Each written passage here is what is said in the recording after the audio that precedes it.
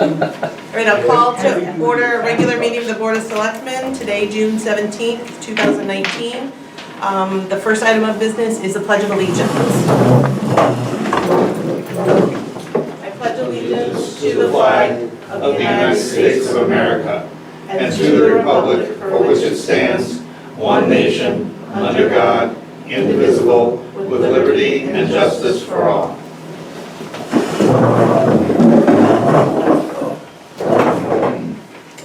I would like to make a motion to move item A of new business to the top of the agenda, as our animal control officer has another meeting she has to be at. I'll second. Okay, any discussion? All those in favor? Aye. Aye. Right, so we have a request from an Eagle Scout for an Eagle Scout project for an animal control sign that needs approval from this board.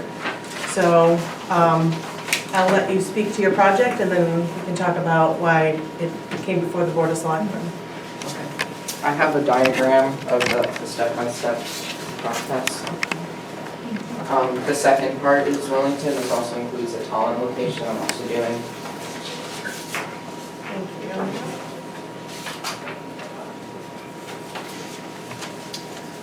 Essentially, it's for Willington. It's a sign that goes along the road that makes the space more visible, because now it's not easily able to distinguish, and it's in the same lot as other public works buildings. So it makes it clear which one is the animal control building. The sign is going to be roughly about 1 foot in width and 4 feet in length. And it's going to be mounted on posts in front of the guardrail on the right side if you're going up the hill. And there's going to be a small mulched area around there. All right. So, in order to, Mr. Eastman, who's a Boy Scout in Tallinn, reached out to Tina, and he's doing a similar sign in Tallinn as well. And they spoke with, they've been going back and forth working with the Planning and Zoning Department. So our public signs regulation in the zoning regulations speaks of signs of a non-commercial nature. In order to be erected, need an order from a public official. And so that's why it's before the Board of Selectmen. I thought it was better to come before the board than just one of us. The original design, Matt has made some changes to so that it still fits within those regulations. It can't exceed 4 square feet in area. So he's made some changes to that so that if we give approval, it still falls under the sign regulation. And that would typically be something that would be done in office by staff in the planning and zoning. If it were of a commercial nature, it didn't fall outside of public signs. So, I apologize, we don't have a motion in here. I'm gonna make a motion and then we can have some discussion. I thought the original idea, or the original problem with this was it did not meet our regulations, sign regulations. So it originally, the size didn't fall within the public signs. I'm looking for the motion. No. Good. So I will move to approve a public sign be erected at the WIllington Animal Control Facility by Matt Eastman per sign regulation 19.04.01 of the Willington zoning regulations. I'll second. All right, discussion. So yes, initially the request was for a different size.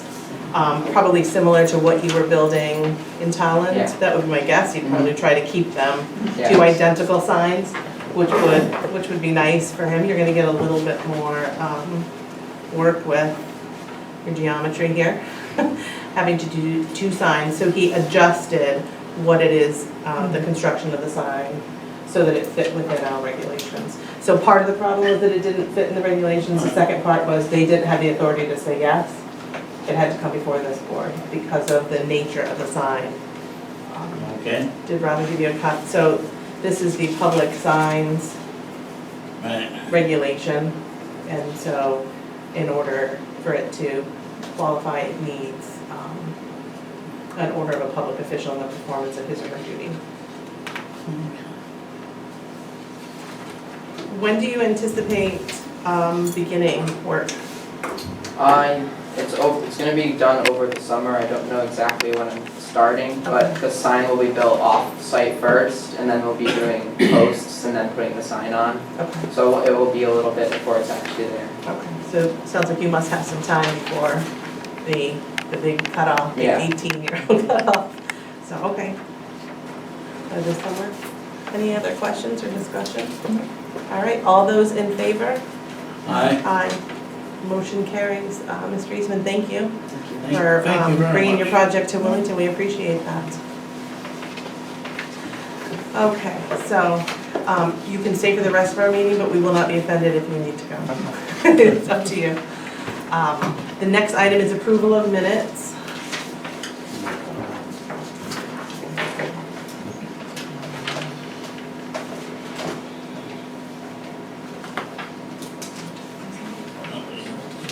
I'll make a motion that we approve the minutes of the June 3rd, 2019 meeting as submitted. Second. Any discussion? All those in favor? Aye. Motion carries.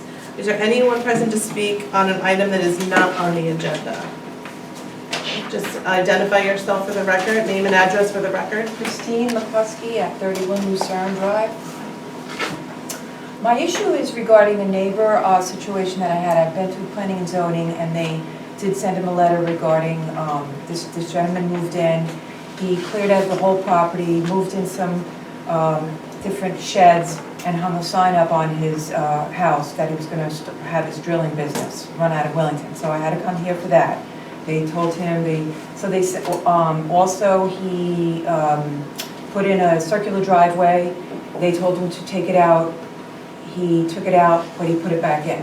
So they sent him a letter regarding that. Then on my side of the property where the stake is, he has a wood structure, he had a wood structure built. And that was told in the letter that I have that was sent to him from the planning and zoning, according to the perception 3.148, that is considered a structure, and he would have to move that 25 feet from where the stake is. I have pictures of all of this. So that never was happening, and last week he had, this is an 85-year-old man, he had big pieces of wood this big that he was trying to cut with a chainsaw and hammering to split the wood himself. And this went on for hours, for a few days. So I asked him, you have to move this, because he was moving with his little tractor thing, all this wood to this structure. He said, call the police, and I went to town hall. So I came down to town hall to see what was going on, and they said, oh, well, we decided, because he came down here, that it's not considered a structure because he took some of the wood planks off the top. So I said, well, what is the definition of a structure? So they gave me their book. Emily showed me the book, and here's the definition here. I also Googled the word of structure. This is a structure. And my issue with it is, he is right on my property line, right there, doing all of this work. And he's got all of the back that he cleared out, all the side, he's got 3 sheds in there. I even met Emily down at the transfer station, and she had to go drive by to send this initial letter. She said he has wrecked the property. That was her sentence. So why was I not considered my concerns and issues when they decided that this is not a structure, which it clearly is? So that's my big issue. I can tell you that Emily, and I apologize, I don't have a copy of this for you, I'll share it with you, that was shared with us from Emily today. So there have been several complaints regarding 29 Lucerne. As far as the structure of the shed goes, it's like a wood crib, and it did have its pallets on the bottom, so it's not permanent.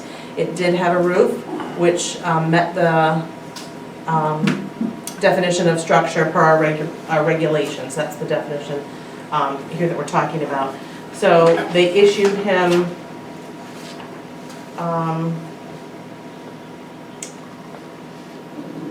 want to make sure a violation, and he removed the roof so that it is no longer a structure, it is not permanent, because the bottom is just pallets and he's stacking the wood there.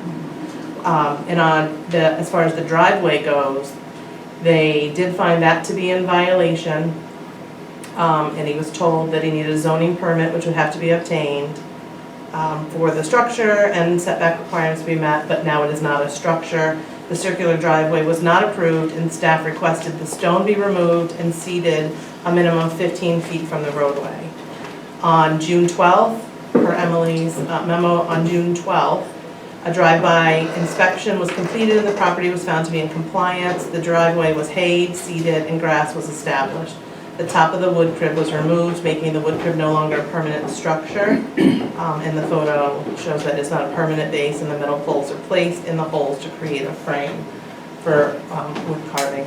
So unfortunately, the decision that was made there, if it were to be appealed, it would be appealed by the homeowner at 29 Lucerne, and that would go to the zoning agent. So he would be the one who would have to appeal.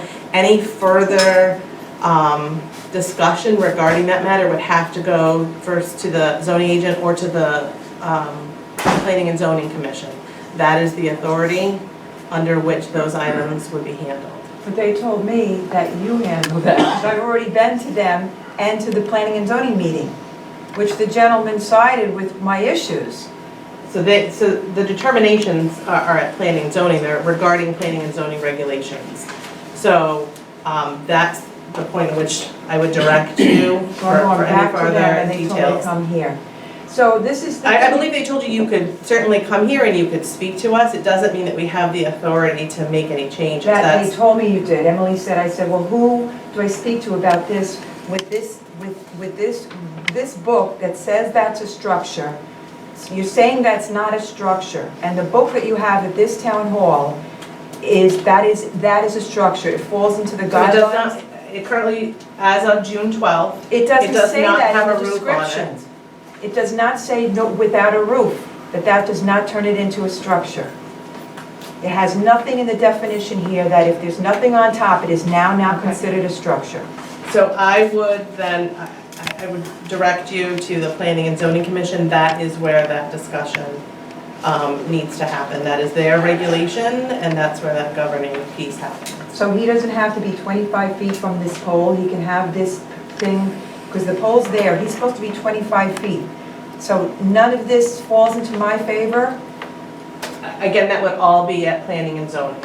All right, so I'm just getting That's where that back and forth. determination would be, so I would encourage you to speak at a Planning and Zoning meeting, and they do have an opportunity, at least to start with, a present to speak, and I believe they have a meeting tomorrow I was evening. at the meeting, that's why I'm here.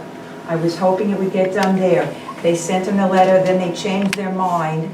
This doesn't correlate with what you have here at Town Hall, which says what is a structure. There's nothing in there, in your definition, that says if you take off that and there's no roof, it is now not a structure, according to the book that's at this Town Hall. That is a regulation of the Planning and Zoning Commission, and so I'll refer you back to that commission. No, they told me that you handle this, so that's why I wouldn't be here for nothing, twice, actually. And I apologize. I guess I'm gonna have to get a lawyer, because what you have here at Town Hall is not correct for what has been done. And if somebody says in Town Hall that somebody wrecked the property and they continue to give him more privileges to do what he wants, that is not right as me to have no say in this as a taxpayer in this town. Thank you. Anyone else present to speak? Yes, just identify yourself for the record. My name is Todd Bissonette. I live at 41 Cosgrove Road. I'm here to speak on behalf of an ongoing issue. I'm disappointed Tina left. She had to go to another meeting. I had to call her this weekend, Father's Day weekend. Happy Father's Day to everyone who's a father and mothers that are filling in. We've planned an event. We had a month of planning, spent a lot of money, had people come from out of state. And the ongoing issue is 2 barking dogs that bark constantly.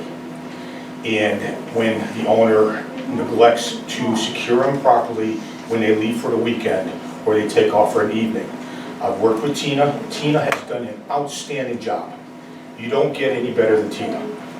She surpasses everything I have to ask for. She takes care of it. She addresses the issue. I've given her video. I've given her audio. She's witnessed the dogs barking. The state police have witnessed the dogs barking. It's against the law, statutes, which is Connecticut Statutes 22-363, which states no person shall harbor a dog or dogs which are a nuisance by reasons of vicious disposition or aggressive barking or other disturbances. We have had my family disrupted at 3 o'clock in the morning, dogs barking, 12 o'clock in the morning, this is for hours. They leave for the weekends, the dogs start barking, we get woken up. I can't call Tina, I'm not gonna wake her up. I call the state police, I have a hassle with them. They tell me it's your job, it's Tina's job. We go back and forth. I tell them the statutes, it's a Connecticut statutes. A dog can't be barking for hours at a time. I understand, I used to have shepherds. They would bark, they're trained to protect. I respect that. My neighbors on the other side, their dog comes out and barks for a minute or two, it calms them down. What I used to do. But when we're talking 4 to 5 hours, non-stop howling and barking, it's disrupted a Thanksgiving deep frying of a turkey outside, where the whole family's out doing it, the dogs are barking. I've got to call the state police. Father's Day, we had people from out of state, the same thing. Other events we've had at the house, and it takes 4 hours to resolve the issue. Tina has done it, she's issued them tickets, they get booted at court, dismissed or whatever, as she's explained to me. I've requested Robin through the Freedom of Information Act for all the documentation. I am going to the state's attorney to find out why there is a law that states no dogs will be disrupting your neighbor, the livelihood. When this creates me to move my guests, my family, from one end of the house to the other side of the yard, to lock them in the house, to close up the windows, to turn on the air conditioner, to turn on the TV so I don't have to hear it. Tina has witnessed it, she's heard it on the phone. She's actually said to me, are those right outside your window? I said, no, they're one house over. This is what they do. The state police, they were here the other night. The officer said himself, I wouldn't want to live this and deal with this. You need to talk to your town and go see the state's attorney, which I'm going to do under his recommendation. I also was disappointed with the state police for them telling me I ought to consider moving instead of putting up with the bark dogs. I gave him a reply that he did not like, that shut him down. I am 63 years old almost. I'm retired, I'm a senior citizen. I worked all my life, 80 hours a week, to live in peace. That's why I came to Willington. I'm hoping as town officials, we can get them on board that they have a job to do too. The officers asked me what they can do. I just asked them, do your job. Do what you're supposed to do. You're the peacekeepers. Before it escalates like this young lady here is dealing with. She's dealing with a neighbor that doesn't want to comply with the rules of good neighborship.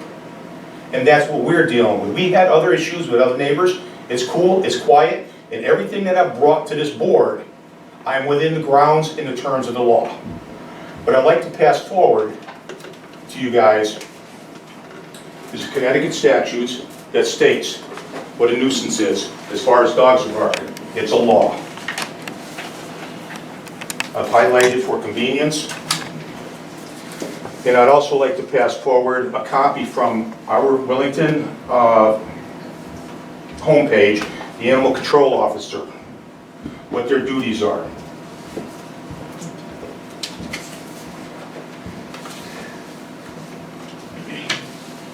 I know you said earlier you believe that the animal control officer has been upholding these duties. Phenomenal. Yes, Tina's been awesome. We kind of butted heads the other day because she says her hands are tied. She gets laughed at by the homeowners because they dismissed it from court. She says, I spin my wheels, I get nowhere. She's told me that the residents from 49 Cosgrove Road have come to the selectmen and complained that she is harassing them. She's not. She's doing her job, as stated in here. The officer also enforces all Connecticut laws pertaining to animals. Along with the department has an on-call officer that performs a variety of services to both humans and animals. Last I knew, I'm a human. I don't want to be woken up at 3 o'clock in the morning and listen to a dog barking for 4 hours before the state police come. Nor when I go to bed at 12 o'clock. I don't want to go to sleep listening with a dog where I got to close my windows. It's loud. Would you like to hear what I have on audio on just on a cell phone of what we endeavor in? Sure, I'll listen. Yeah. Not too long. Right. Brief. I'll hear it. This is just a small segment. I've got it on video, I've got it on tape, and this is on my phone.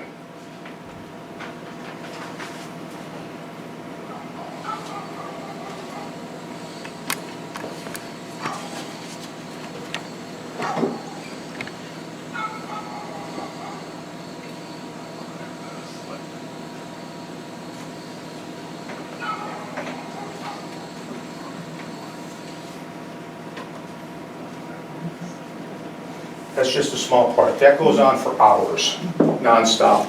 And that's from my middle of my backyard. And it's on a phone. It's being recorded. It's wrong. And by the state police, what they're telling me, it's against the law, but they're not doing anything about it. They keep pushing it towards Tina.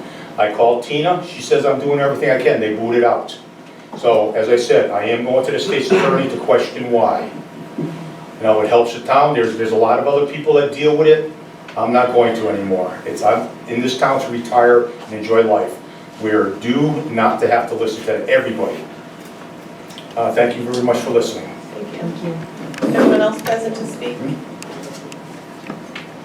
Okay. The next item on our agenda is correspondence. We'll see an up-to-date list of correspondence in your packet.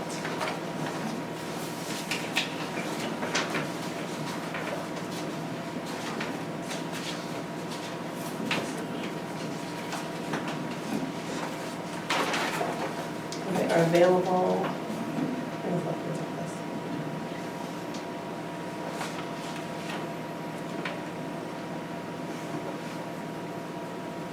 Nothing new under status reports or items are on the agenda. Public Works. One of these days we're gonna force them to sit at the front of the front of the class or try. All right, sweeping's all done in town, finally, so. Yay. We mowed the transfer station last week. River Road Park has new wood chips around the playground area. We graded up the road at Hall's Pond and we weed whacked and mowed. I guess they're supposed to open on this Friday, the 21st. So we went in there and cleaned up the parking lot and did that. We mowed over at the senior center. We installed a section of pipe across the driveway on Old Town Road.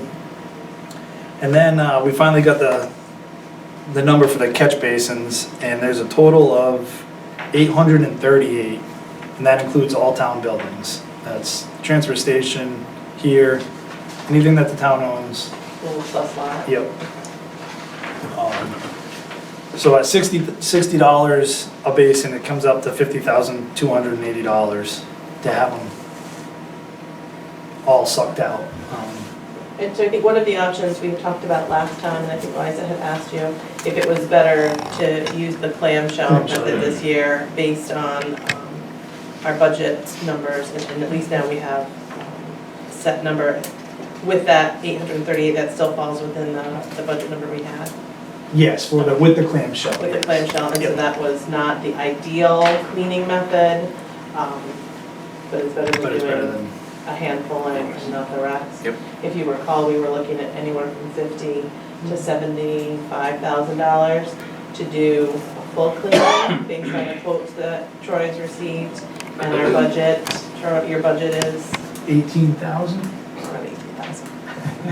So, come budget season, I'm sure we can expect to see a higher number involved in that, so I guess if our budget is what's holding us, then I think at least using the clamshell Clamshell, is yeah. the better way to go, and if you're recommending that over picking and choosing which basins to put in. Yeah, at least we can get, 50% of, it depends. I mean, some of the open ones, they should get 100%. Some of the ones, the regular ones, they're gonna get, as much as they can with it. It's not, So they're not gonna, just goes down, Runs scoops down, up, keeps scoop up doing, out. yeah. So whatever's, they're not perfectly clean, but it helps, so. Okay. And then, we started the roadside mowing, and then unfortunately, the wheel motor blew. So that's currently $3,300 to fix. And it's about 16 weeks out. I've called the manufacturer, I've called everybody, and that's about what we can get, 16 weeks. To replace it with just a reman is about $2,800, and that's still about 10 weeks. I don't recommend doing that. So on Thursday, I reached out to Big Boys Toys with the new mower, and I said, is there any possible way that we could get this mower in advance instead of the 3-month wait? So he says, well, let me see what I can do. He called me back and he said that he has a 2018 same identical tractor, brand new. It's a leftover. And he said he would take $2,000 off the price of it if we purchased that tractor. And we could have the mower head installed and we could have the mower delivered by the end of July. So, if you recall, we tried giving us 3 quotes. The 2 that were off the state bid list, the 2 that we did not choose, did not speak to what year machine they were. They were new, but it didn't specify. We chose Big Boy Toys, and the quote specifically said 2019. So we thought it was best to come back before this board before we just said, let's get a different model, because that's not what we had voted on.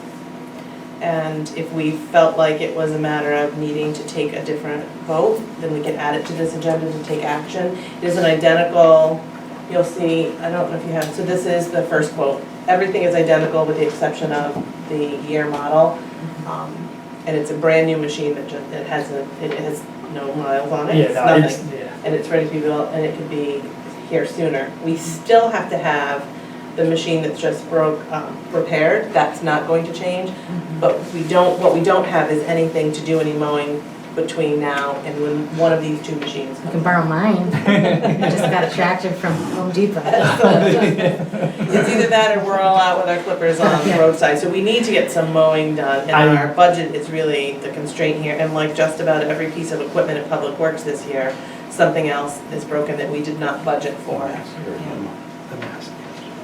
I did look into a rental Yes. from one of the companies, and it was $3,500 a month. And basically, we, mow for 3 months to get, around the town. It's not gonna take any heavy brush back, it's just basically your 1 or 2 passes, and bare minimum, basically, to get until the new tractor comes. So that was, I know Troy did look to some other towns to see if we could borrow some equipment. Nobody really wanted to unfortunately, do it's that that, time No, of the everybody's but we season. can't, right, but we can't be told no if we didn't ask, so he went out there and he did that, and he's been able to borrow some other equipment, this just wasn't one of them. So, if you feel that we need to make a different motion, then we can do so, or for information's sake, the cost actually is gonna go down. The cost was exactly the same, but he's willing to take $2,000 off.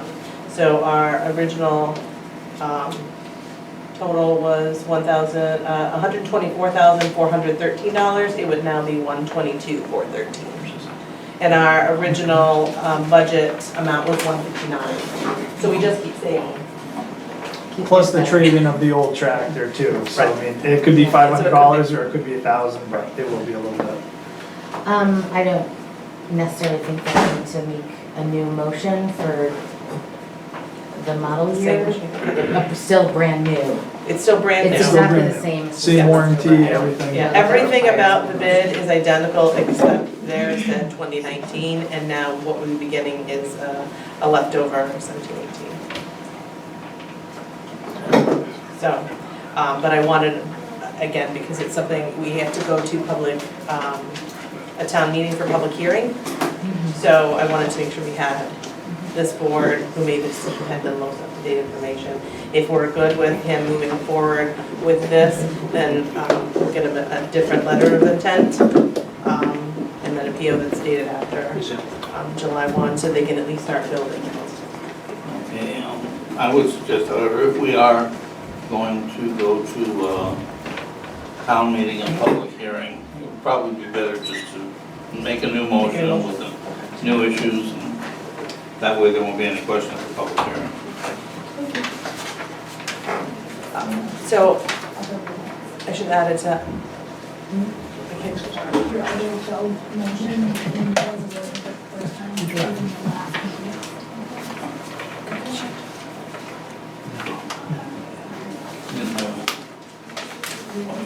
Yeah, so we can, in our minutes is when we approved it last time. Whoever finds it first, it's really, You get a prize? no. Yes, you get to stay through the whole meeting. So I'll move to award the road, make a change in the award of roadside mower vendor to Big Boy Toys for a 2017-18 new tractor leftover model for the price of $122,433. Second.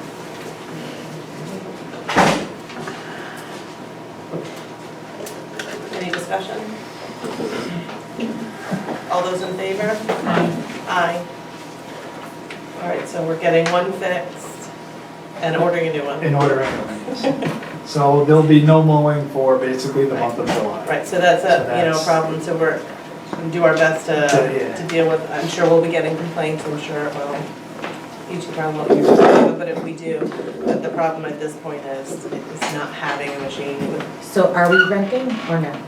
No, that would You be, don't recommend that? I don't recommend that. I mean, you're gonna spend, We're gonna spend for a another month, I mean, he's saying the tractor can be by here by the end of July. I mean, we could rent for a month, but it's gonna be around $3,500. Okay. Which is So what it's costing to repair the other one. right, my only concern being that especially during this time when grass is growing like gangbusters, that it could potentially create some safety concerns. I mean, if a month's worth, I mean, I know how my grass is growing the last week. What do we have to deal with? Sightlines are really where, Yeah. that's the most concern, so. Yeah, we can intersections, put it on sightlines. the other machine, the boom on the other mower, but that other mower is a 1996 and it's just like, I would rather not use that. We use it to mow the transfer station and that's about it. So what are our options if sightlines become an issue? Well, we could go out there with a weed whacker or, you know what I mean? So we do have- have a method to take care of some of those Yes, issues? yeah. Okay. Okay, that, I mean, that being my That's- only concern, that, Yes. you know, If that's, yeah. if I there's mean, sightline issues. If the it board feels that, could go you know, feet. they want to rent one for a month, that's not a problem, we can rent one for a month, you know, but that's up to you if you would like to do that. But I mean, we can keep going as the complaints come in, I'll send the guys out there to take care of it. That's, yeah. Have you been getting many? Nope, just the other one over there on, yeah, that one, we went over there. And you were able to take And care of yep, that? we went over there and mowed it and they weed whacked and stuff. We'll take them on a case by case. I think it's maybe worth mentioning too, if we can put it out on I some would- sort of like, Just gonna suggest a public notice Yeah. so that we can let people know why we're not, as opposed to just right, not waiting for doing the it. complaints. And then if they have any concerns, they can contact you, so just be ready. Thanks. All right. Anything else? Nope. Okay, so now we're on to new business. So we have several appointments. Here we received a letter from the chair of EDC asking to appoint a new member, and that's Bill Rankin. I believe Mr. Rankin, he was invited to this meeting, but he's away. He's away. He's currently a member of the Board of Finance and is looking to step into the economic development, and there is no conflict between those two boards currently. So I move to appoint Bill Rankin as a regular member of the WIllington Economic Development Commission, filling a vacancy effective June 17th, 2019, expiring November 20th, 2021. Second. discussion. There's no Bill, he's a smart guy and he knows what he's doing, and I think we're lucky to have him in this position. I completely agree.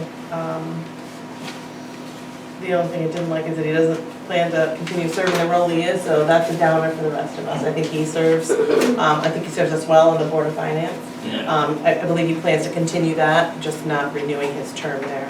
So I look forward to what he can bring to economic development. All right, all those in favor? Aye. Aye. Motion carries. The next appointment is PCC alternates. They are not elected, they are appointed by the Board of Selectmen, and we received a letter both from Lori Semperbaum and one from Bob Jellin of the Democratic Town Committee endorsing Lori for a seat as an alternate on Planning and Zoning Commission. So I would move to appoint Lori Semperbaum as an alternate member of Wellington Planning and Zoning Commission, filling a vacancy effective June 17th, 2019, expiring December 3rd, 2020. Second. Discussion? I hope she'd be here tonight, but just my own personal inquisitiveness, my own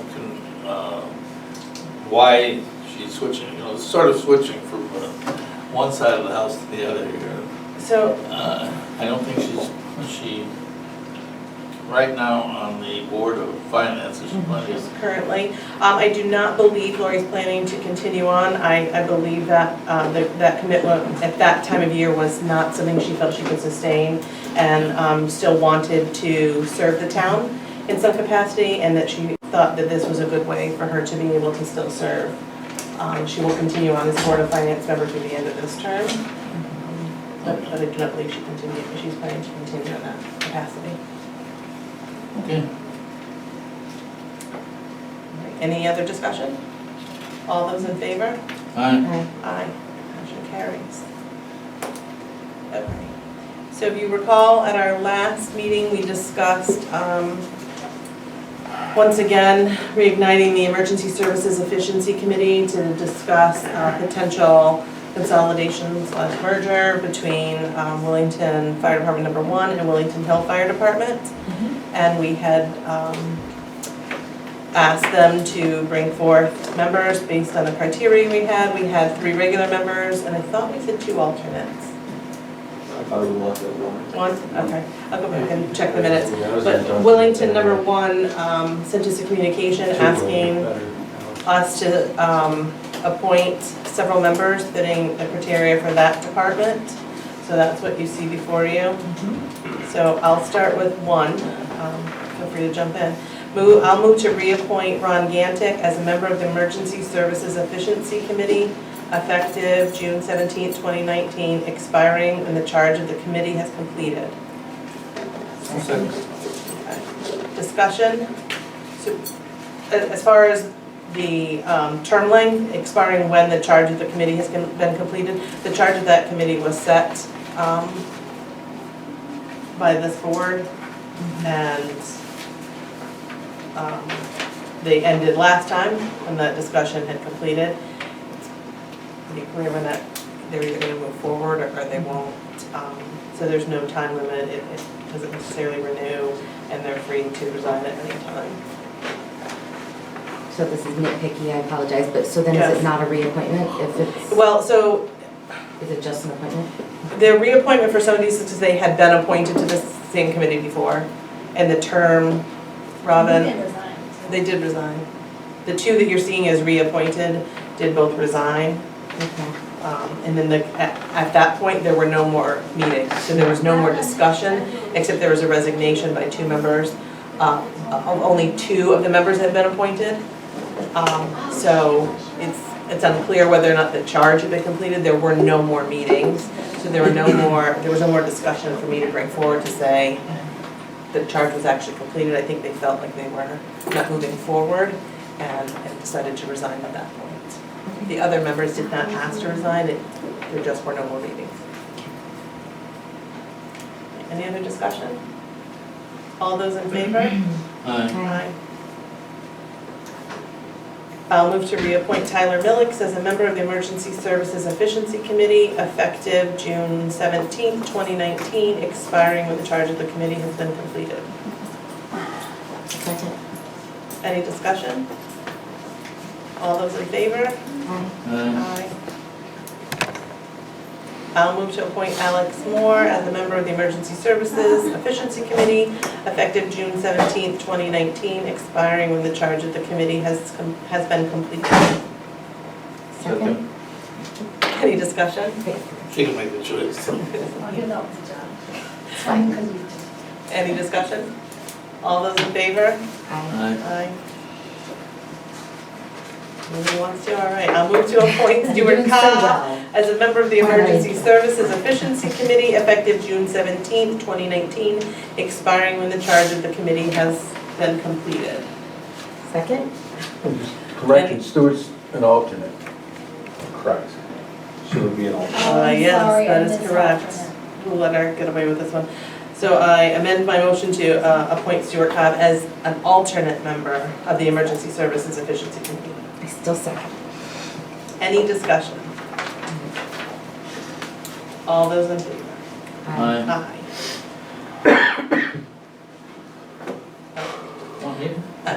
And I move to appoint Peter Tanaka as a member representing the Board of Finance to the Emergency Services Committee effective June 17th, 2019, expiring when the charge of the committee has been completed. Second. Any discussion? Nope. All those in favor? Aye. So we didn't receive any information from Wellington Hill as far as members, so until such time, makes it kind of difficult to have a meeting of the two departments. Chief Snyder, I see you're here, has your Just department discussed it? Finalizing with officers, it's kind of hard to get some guys together to finalize our list and make sure that the choices are the ones that we all agree on for members. I had been going back and forth recently with Chief Moore on putting together a list of people who are going to be on it and creating an email list and text message list and contact list so we can all start getting together and plan on when we're going to meet and stuff like that. Just a question, it's still going to be within the chief officer and/or president or vice president? That's what the agreement was? Yes. Okay. If I remember correctly, the agreement was decision makers within each Yes. department, that was, okay.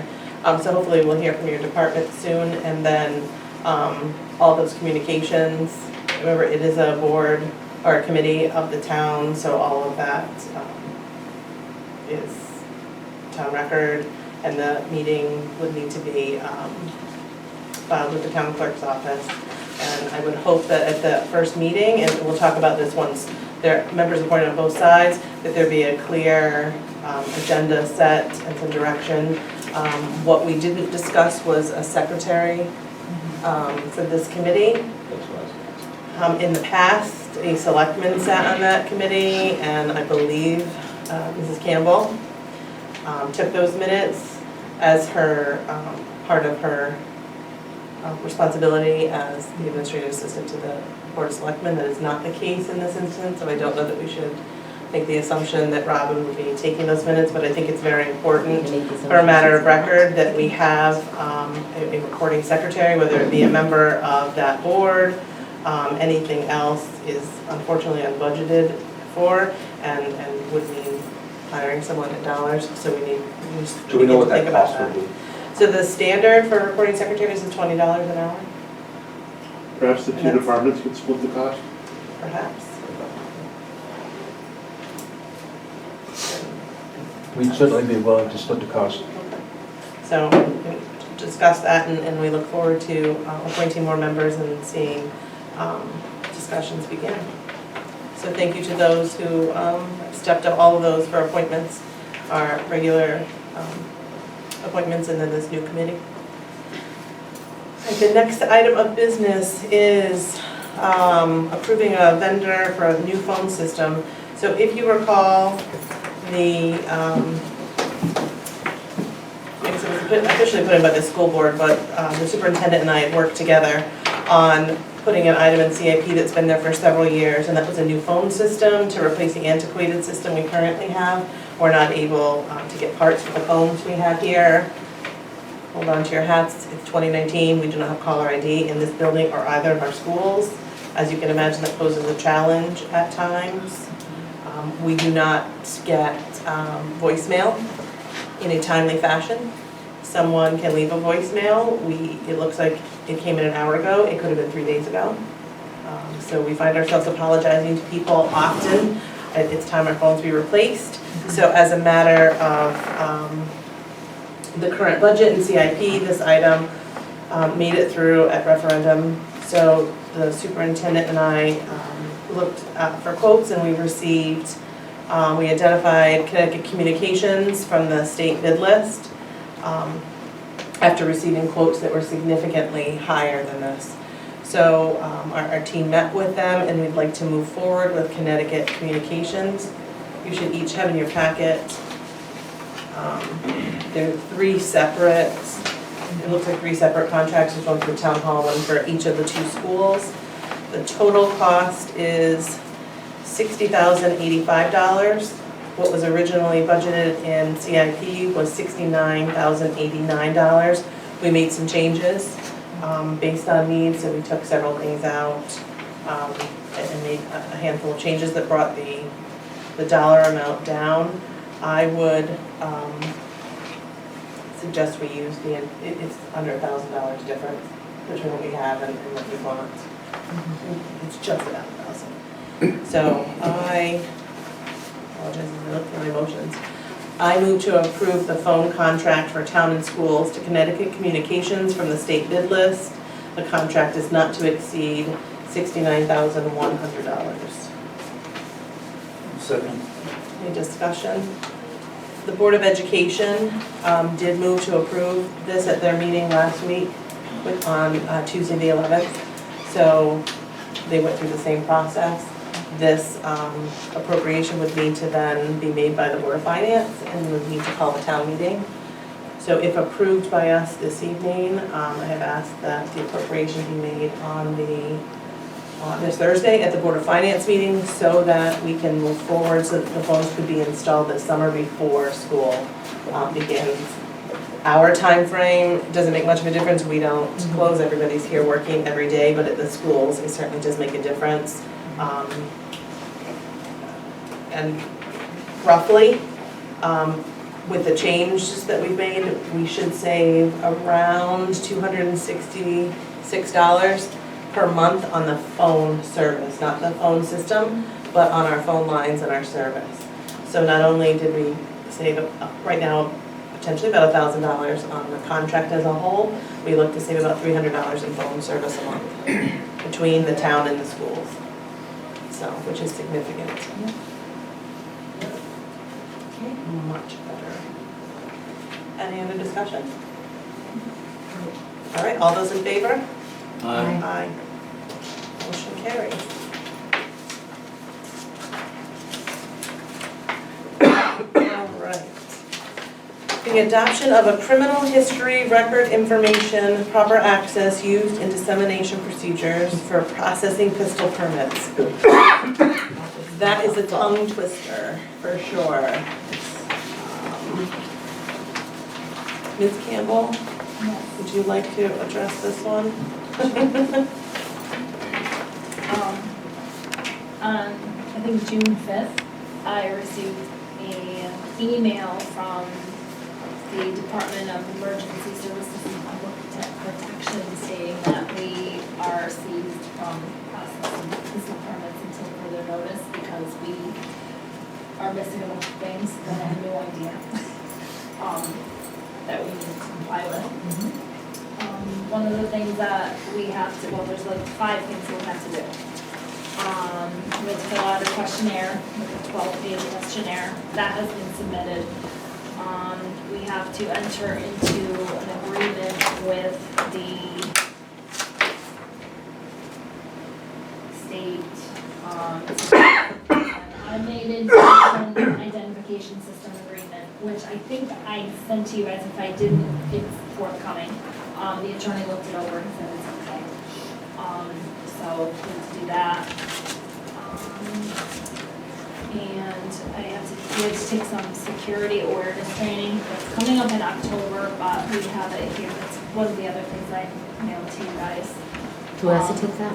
I do. As the issuer of permits? Yes. Anyways, so there's all these things that we have to do. You guys have to adopt this policy tonight. They're requesting everything be done by July 1st. So, This came as quite a shock to Robin. There was, we now believe that the email that initially came in the summer of 2017, that's the state taking 2 years to get to us, that was a tough. may have been the files too large, and so we never actually received it. Actually, it was January of 2016. And the summer of 2017 was a follow-up email that didn't have anything attached to it, and for whatever reason, I can't speak to it, I was not here, did not get answered, and it took them 2 years before they got around to saying, hey, you haven't complied. So, that's where we are today, so we currently cannot issue pistol permits. The good news is Robin hasn't had anyone new come across her desk since then. She did send this, we need to adopt this particular procedure, and she did send this one, or this one, Robbie, you sent to the attorney, this procedure? Yeah, and it's boilerplate language. There are a couple of options under media sanitation and disposal of this procedure. We have to comply with one of the three, which could be a cost to us, except for last year we had purchased a cross-cut shredder. And because of that, we meet the criteria of shredding using the town of Willington issued shredders. And one of them is that it can't be a strip shredder, it has to be a cross-cut shredder. So we had already purchased one of those, so we're in compliance with that. So this is just one step of the many that Robin has to do, so we make sure she doesn't go to jail. So I'll move to adopt the criminal history record information, or the CHRI, proper access, use, and dissemination procedures as presented. Second. Discussion? We can't afford to have her in jail, We so we have to can't. pass it. Although at 3 squares a day, no kids, she might No think about it. kids that No have kids, she gone might around. think about it, so we don't want to give her any To be good. encouragement. All right, any other discussion? All those in favor? Aye. Aye. Motion carries. Robin, thank you for getting to this. Right now, she certainly has been putting, she didn't, because we don't really have a choice as to not process this full permit. Okay, and the last item on our agenda is old business, discussion of the potential property purchase by Willington Hill Fire Department. So, you should have, I shared with you on June 6th, we received an update and a potential agreement from Chief Snyder regarding the purchase. I know we had some questions and thought it'd be best that we have that discussion in public. John, you had several questions? I did. I know I had one question. Okay.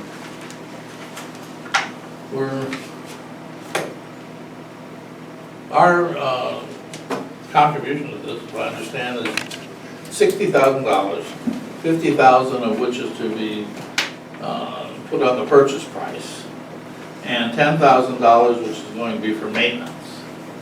And I've been trying to figure out exactly what we're maintaining with these $10,000. And now in the Board of Finance meeting, the last week, 2 weeks, whenever, a couple of times it was mentioned that this $10,000 was going to be an annual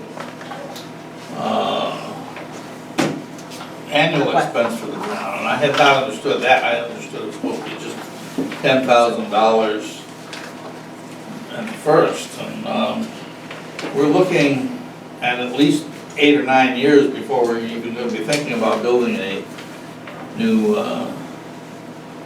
firehouse. So that's $10,000 a year for all these years that we're committing ourselves to spend now.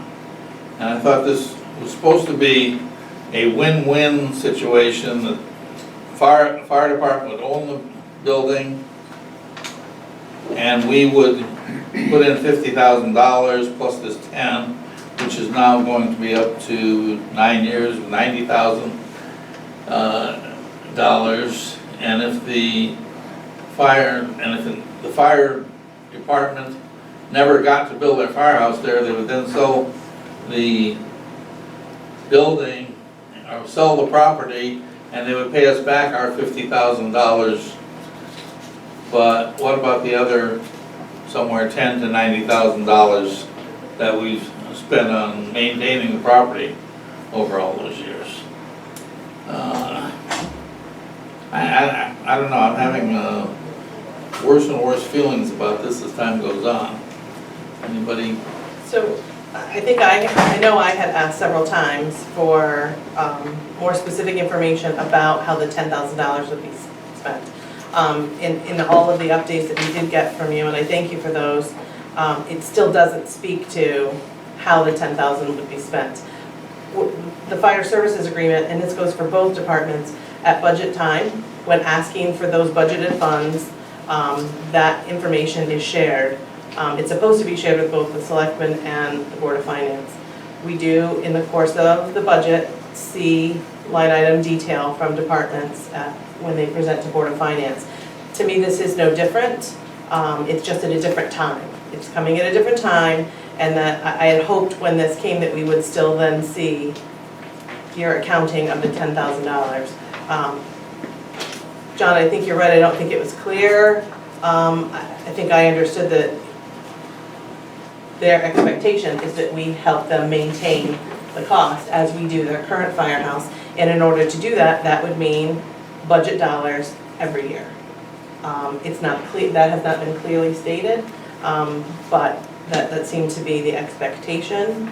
So yes, I think 10,000 is, I think it's more than 90 because I don't imagine it would be 10,000. If it's 10,000 today, 9 years, let's use your 9 years, I don't believe 9 years from now it would still be $10,000. I'd love to think that none of our budgets would go up over that time, but I think that's not realistic, so.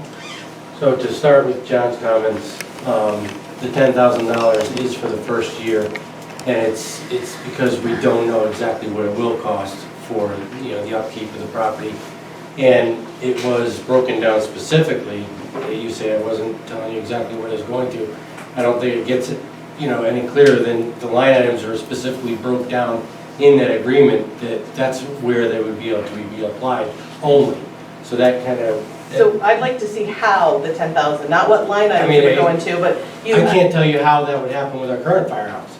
I don't know how much our lights are going to be or how much, if something's going to break down the building, I don't know. It would go to that line item. So I would disagree. I think all of us have budgets where we have a budget for electricity. In our line, you have a budget for insurance, we budget for insurance, we have a budget for mowing. Everything has a number. And what I asked for was an accounting of that $10,000 and how you would plan to spend that. And the first reason I asked you to do that was because I thought it would be an exercise in seeing whether or not 10,000 was an adequate number, whether it was too low or too high. My guess still is that it's too low. But if you look at your budgets, do you not budget for electricity for over the course of the year? Yeah, all our line items are broken down as they are in that So- agreement.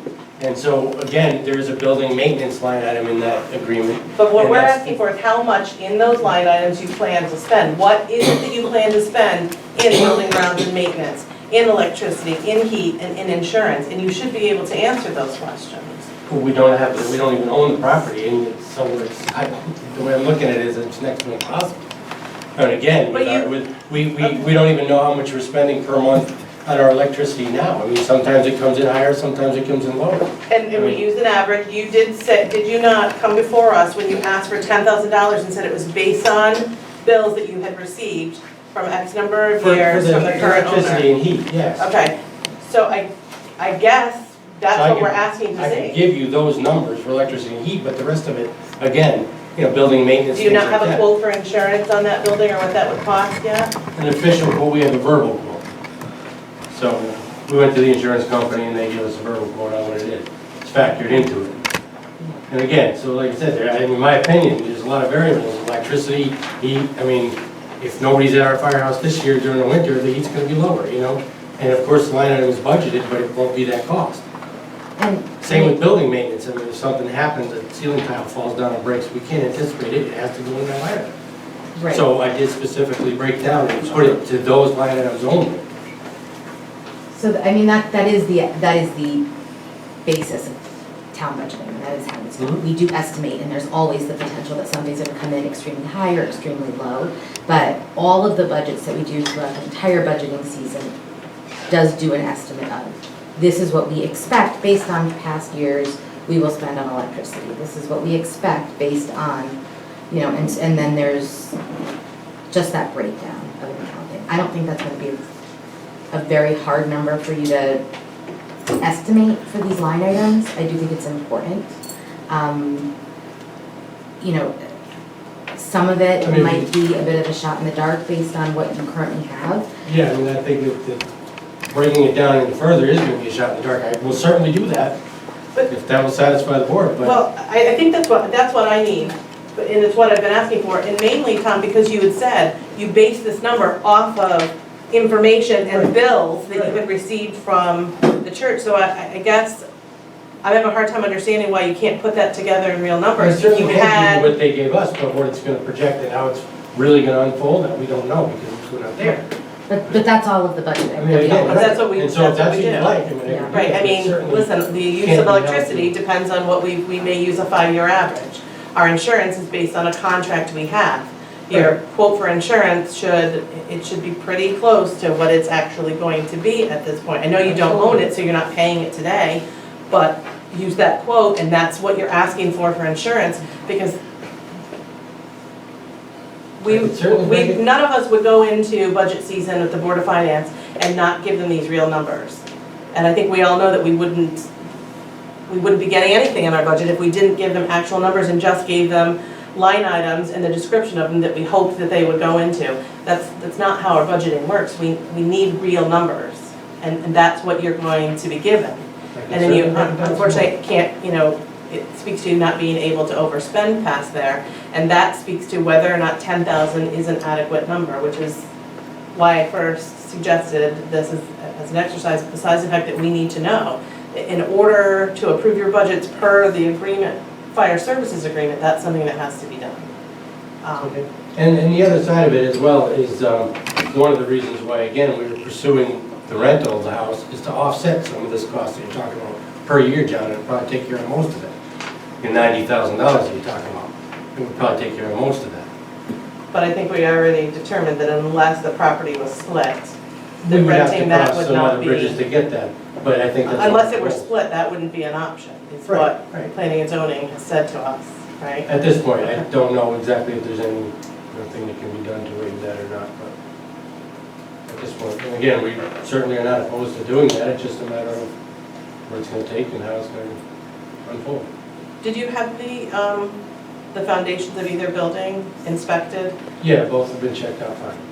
Do you have an engineer's report that speaks to that? I do have paperwork, I didn't bring it, I'll turn it in with the broken down estimates of the cost. Okay. I think for the town's sake, that is something that we would want to require or should, so that we can attest to the fact that we're purchasing a building that is not structurally potentially defective.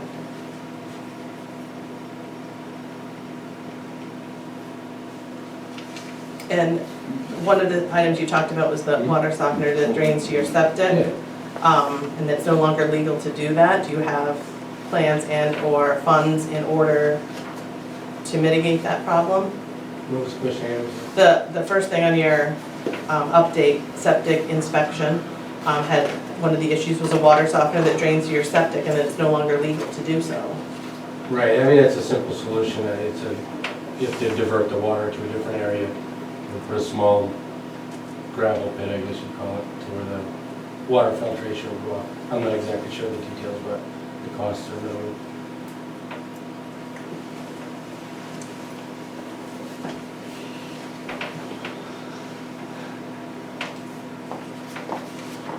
I guess to move forward, I'm still looking for the budget, actual budget line item detail. I did share this with the town attorney, as it would be if agreed upon a legal document. One of the things that the proposed agreement does state that this is one of the things that would be done in order to determine if the town meeting should be called. So I understand that then this would have to be in place prior to, based on the agreement that they gave us. Can I ask a question about the allocations? I mean, I had two questions. One being, so in terms of the $10,000, I wonder if there's a way in which we can write this so that it can be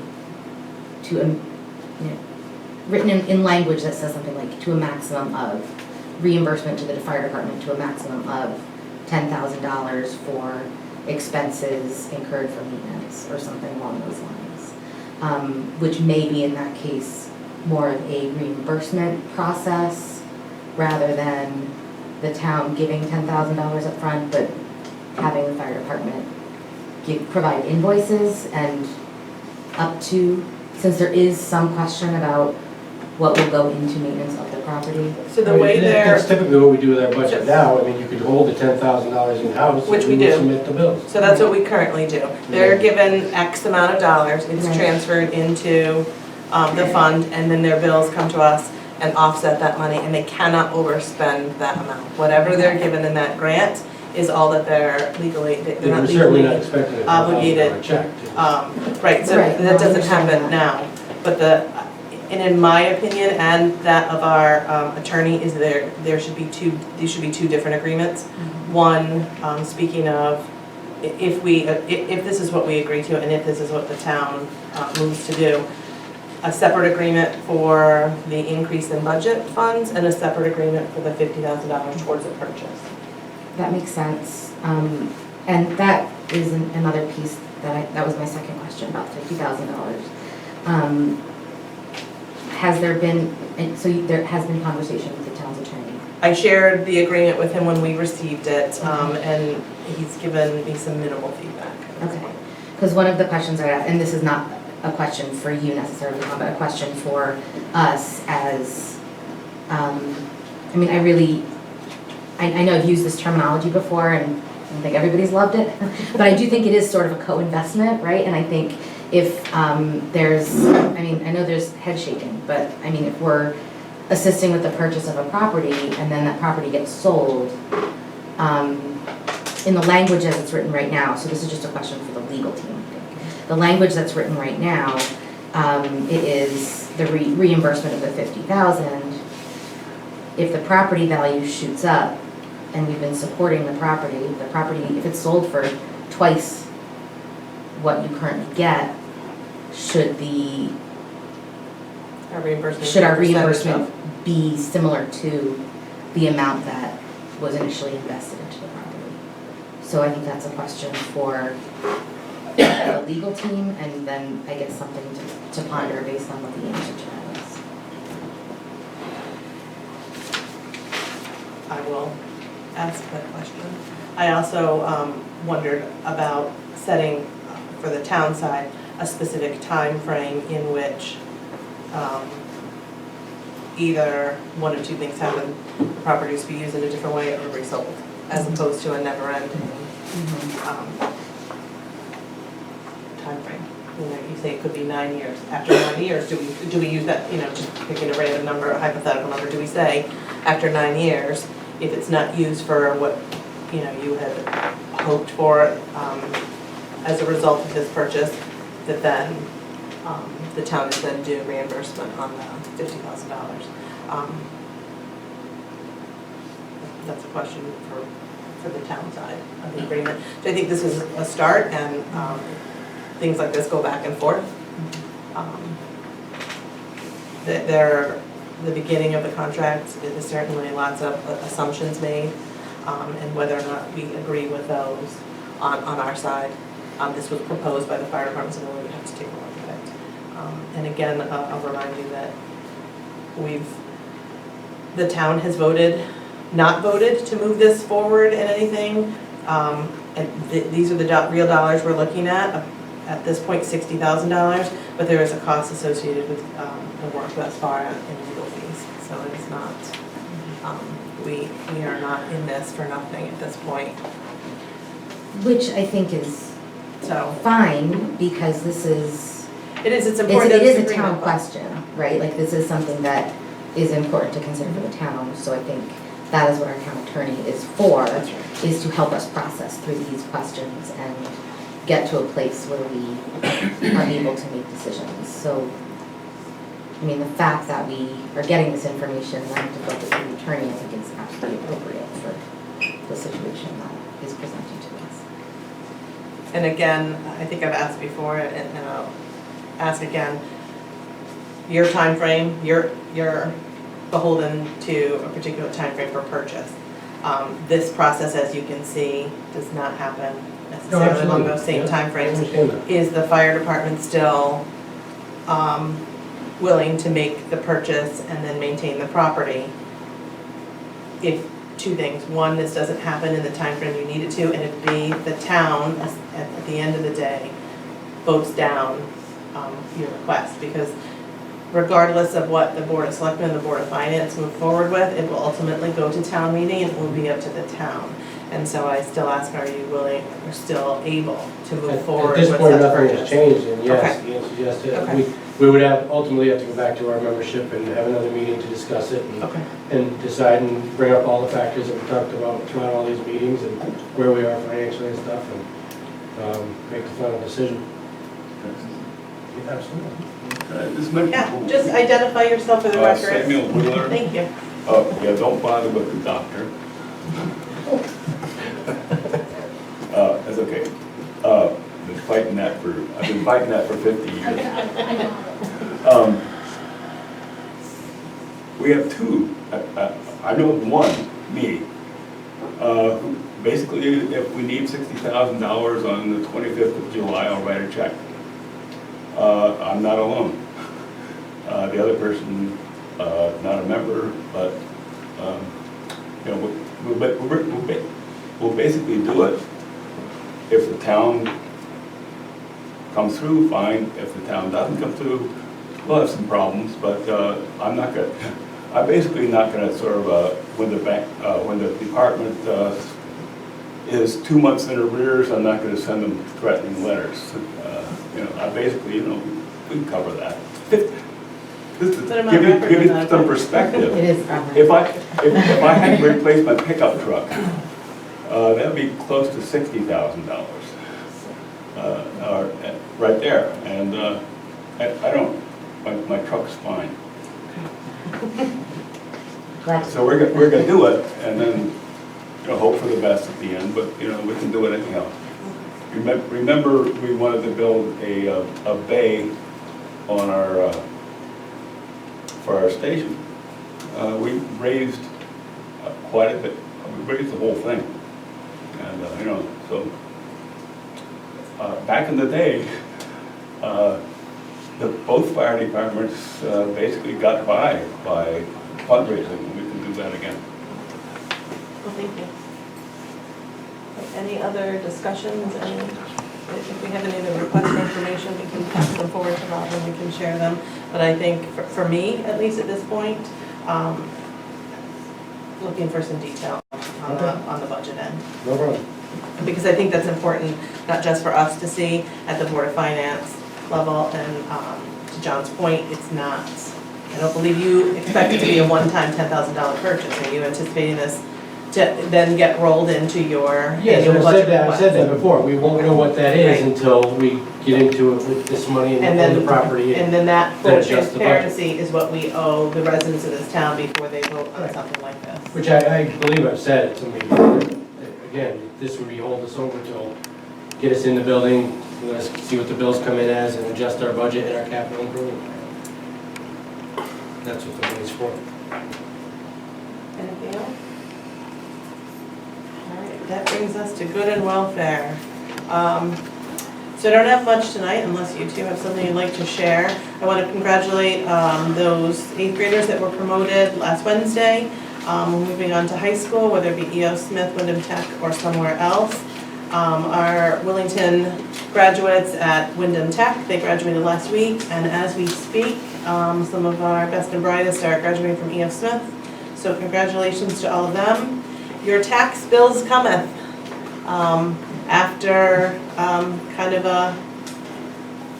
an interesting time without a tax collector. And now we have Janice, and we had Kelsey Allard and Beth Jacobs, who both contributed their time to our tax department, the tax collector office, and everything has gone off without a hitch, and I believe we should be receiving them either tomorrow or Wednesday, so that we can start getting them ready to get in the mail.